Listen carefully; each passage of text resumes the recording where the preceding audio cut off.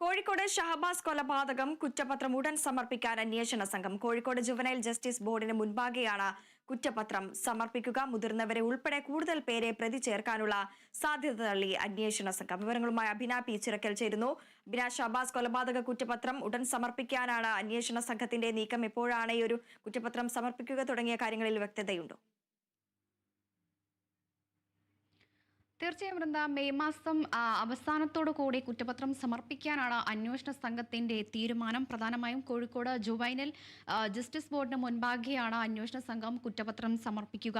നിലവിൽ 6 വിദ്യാർത്ഥികളാണ് കുറ്റാരോപിതരായി വെള്ളിമാട് കുന്നിലെ ഒബ്സർവേഷൻ റൂമിൽ ഇപ്പോൾ കഴിഞ്ഞു വരുന്നത്. മെയ് അവസാനത്തോടു കൂടി ഇവർക്ക് സ്വാഭാവികമായ ജാമ്യം ലഭിക്കുന്നത് തടയാൻ വേണ്ടിയിട്ടാണ് ഇത്ര അതിവേഗത്തിൽ കുറ്റപത്രം സമർപ്പിക്കുന്നത്. അതോടൊപ്പം തന്നെ ഈ മുതിർന്നവരെ ഉൾപ്പെടുത്തിക്കൊണ്ട് കൂടുതൽ പേരെ പ്രതി ചേർക്കാനുള്ള സാധ്യത കൂടെ അന്വേഷണ സംഘം തള്ളുന്ന ഒരു സാഹചര്യം കൂടിയാണ് ഇപ്പോൾ ഉള്ളത് എന്നുള്ളതാണ് ഈ ഒരു ഘട്ടത്തിൽ മനസ്സിലാക്കാനുള്ളത്.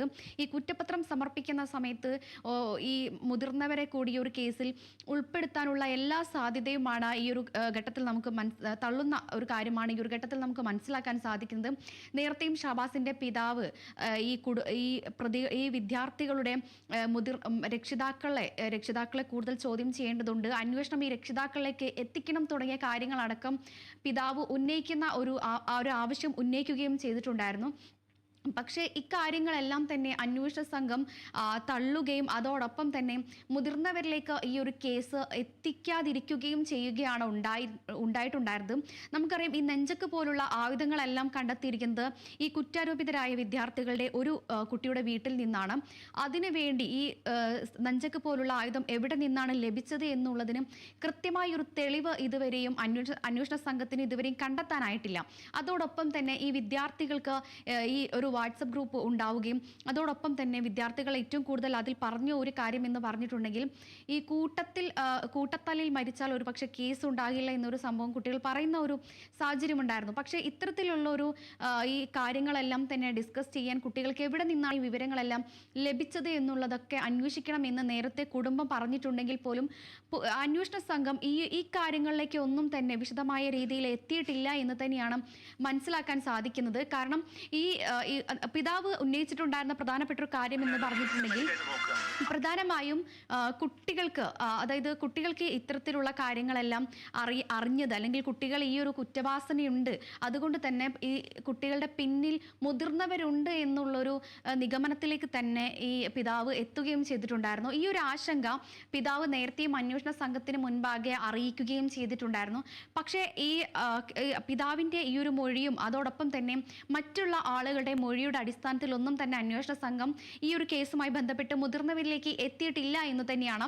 ഇനി ഒരു കുറ്റപത്രം സമർപ്പിക്കുമ്പോൾ പോലും ഇക്കാര്യങ്ങളൊന്നും തന്നെ കുറ്റപത്രത്തിൽ ഉൾപ്പെടുത്താനുള്ള ഒരു സാധ്യത വളരെ കുറവാണ് എന്ന് തന്നെയാണ് മനസ്സിലാക്കാൻ സാധിക്കുന്നത്. പക്ഷേ ഈ കേസിൽ പ്രധാനമായും നിലവിൽ 6 പേരെയാണ് പ്രതി ചേർത്തിരിക്കുന്നത്. ഈ 6 പേരുടെ പേര് വെളിപ്പെടുത്താൻ സാധിക്കാത്തത് കൊണ്ട് തന്നെയാണ് പേര് വെളിപ്പെടുത്താതിരിക്കുന്നത്. ഈ 6 പേർക്കും നിലവിൽ 6 പേരെയും ഉൾപ്പെടുത്തിക്കൊണ്ടാണ് പ്രധാനമായും കുറ്റപത്രം തയ്യാറാക്കുന്നത്. അതിൽ പ്രധാനമായും പറയുന്ന ഒരു കാര്യം എന്ന് പറഞ്ഞിട്ടുണ്ടെങ്കിൽ ഒരു സ്വകാര്യ ട്യൂഷൻ സെന്ററിൽ വെച്ചുണ്ടായ തർക്കം പിന്നീട് അത് വലിയ രീതിയിലേക്ക് ഒരു തർക്കമാവുകയും കയ്യാങ്കളിയിലേക്ക് പോവുകയും പിന്നീട് കൂട്ടത്തോടെ ഒരു ആക്രമണം, അത് ഇൻസ്റ്റഗ്രാം വഴി ഒരു ഗ്രൂപ്പ് ഉണ്ടാക്കുകയും പിന്നീട് ഈ ഒരു ഗ്രൂപ്പിലേക്ക് വലിയ രീതിയിലൊരു ചർച്ച ഉണ്ടാവുകയും പിന്നീട് പുറത്ത് വെച്ച് വീണ്ടും ഒരു ആക്രമണം ഉണ്ടായി. അതിലാണ് ഷഹബാസ് നെഞ്ചക്ക് പോലുള്ള ഒരു ആയുധം ഉപയോഗിച്ച് ഷഹബാസിന്റെ തലയ്ക്ക് അടിക്കുകയും തൽക്ഷണം തന്നെ ഷഹബാസിന് ആദ്യമൊന്നും വലിയ പ്രശ്നമുണ്ടായിരുന്നില്ലെങ്കിൽ പിന്നീട് ഷഹബാസ് വീട്ടിലെത്തിയ ഉടനെ ബോധരഹിതനാവുകയും പിന്നീട് ആശുപത്രിയിൽ എത്തിക്കുകയും പിന്നീട് പിറ്റേ ദിവസം തന്നെ മരണം സംഭവിക്കുകയും ചെയ്യുകയാണ് ഉണ്ടായിട്ടുണ്ടായിരുന്നത്. ഏതായാലും ഇപ്പോൾ 6 പേർ ഇപ്പോഴും ഒബ്സർവേഷൻ ഹോമിൽ കഴിയുകയാണ്. നേരത്തെ അന്വേഷണ സംഘം അറിയിച്ചിട്ടുണ്ടായിരുന്ന കേസിൽ ഇനിയും നിരവധി ആളുകളെ ഉൾപ്പെടുത്തും, അല്ലെങ്കിൽ നിരവധി ആളുകളുണ്ട്, അതുകൊണ്ട് തന്നെ അന്വേഷണം ഊർജിതമാക്കുകയും ചെയ്യും തുടങ്ങിയ കാര്യങ്ങളൊക്കെ തന്നെ അന്വേഷണ സംഘം നേരത്തെയും അറിയിച്ച ഒരു കാര്യം തന്നെയായിരുന്നു. പക്ഷേ നിലവിൽ 6 പേരെ മാത്രമാണ് ഇപ്പോൾ പ്രതി ചേർത്തിട്ടുള്ളത്. അതുകൊണ്ട് തന്നെ ഇനി ഈ ഒരു അന്വേഷണത്തിന് കുറ്റപത്രം സമർപ്പിക്കുക എന്നുള്ളതാണ് അന്വേഷണ സംഘത്തിന്റെ പ്രധാനമായ ഇനി അടുത്ത നീക്കം എന്ന് പറഞ്ഞിട്ടുണ്ടെങ്കിൽ അതോടൊപ്പം തന്നെ പിതാവ് നേരത്തെ മുഖ്യമന്ത്രിയെ നേരിൽ കണ്ട് പരാതി നൽകുകയും ചെയ്തിട്ടുണ്ടായിരുന്നു. ഈ പരാതിയിൽ പ്രധാനമായും പറഞ്ഞ ഒരു കാര്യം ഈ ഒരു കേസിൽ മുതിർന്ന ആളുകൾ ഉൾപ്പെട്ടിട്ടുണ്ട് എന്നുള്ളതാണ്. ഈ ഒരു കേസുമായി ബന്ധപ്പെട്ട് മുതിർന്നവരിലേക്കും അന്വേഷണം പോകണം തുടങ്ങിയ കാര്യങ്ങളൊക്കെ തന്നെ പിതാവ് മുഖ്യമന്ത്രിയെ കണ്ട് നേരിൽ പറയുകയും ചെയ്തിട്ടുണ്ട്. പക്ഷേ ഈ ഒരു കേസുമായി ബന്ധപ്പെട്ട് അന്വേഷണ സംഘം മുതിർന്നവരിലേക്ക് ഈ ഒരു അന്വേഷണം എത്തിക്കുകയും ചെയ്തിട്ടുണ്ടായിരുന്നില്ല. ഏതായാലും കഴിഞ്ഞ മാസമായിരുന്നു ഈ 6 പേരുടെ കേസിൽ ജാമ്യാപേക്ഷ കഴിഞ്ഞ ദിവസം പരിഗണിച്ചിട്ടുണ്ടായിരുന്നു.